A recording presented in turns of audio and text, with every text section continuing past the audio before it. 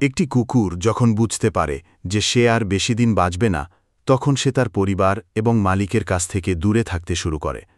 যারা কুকুর পোষেন তারা জানেন যে কুকুর মৃত্যুর আগে চুপ করে যায় এবং সে আলমারি, খাটের নিচে এবং বাড়ির পেছনে, সহজ ভাষায় বললে সমস্ত লুকানোর জায়গায় সে লুকিয়ে থাকার চেষ্টা করে, কারণ সে চায় তার প্রিয়জনদের কষ্ট না হোক তার মৃত্যুতে।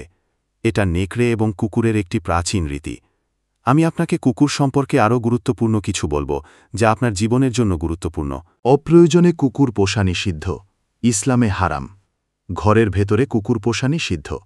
আমি বলবো, অসুস্থ কুকুরের আশেপাশে যাওয়াও ঠিক নয়। কুকুর থেকে সাবধান থাকা সবচেয়ে গুরুত্বপূর্ণ।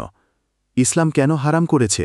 তখন আপনি টের পাবেন যখন আপনি কোনো মেডিকেলের বন্ধ রুমে শুয়ে থাকবেন আর চিৎকার করে ঈশ্বরের কাছে প্রার্থনা করবেন, আমাকে মৃত্যু দাও, আমাকে এই পৃথিবী থেকে নিয়ে যাও। আপনার চামড়া ধীরে ধীরে খসে পড়বে। আপনি 15 থেকে 20 দিন বেঁচে থাকবেন। প্রতিদিন আপনি পৃথিবীর সবচেয়ে কঠিন যন্ত্রণা অনুভব করবেন। আপনি বিষের মতো পানিকে ভয় পাবেন। আপনি পানি করতে পারবেন না। কোনো ডাক্তার আপনার কাছে আসবে না। আপনাকে মরার জন্য একটি রুমে ফেলে রাখা হবে। কোনো আত্মীয় বা স্ত্রী কেউ আপনাকে দেখতে পাবে না। কেউ আসতে চাইবে না।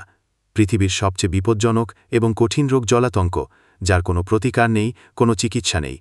এই রোগ প্রথমে বোঝা যায় এবং যখন সে সম্পূর্ণ আঁকড়ে ধরে, তখন আর কিছুই করার থাকে।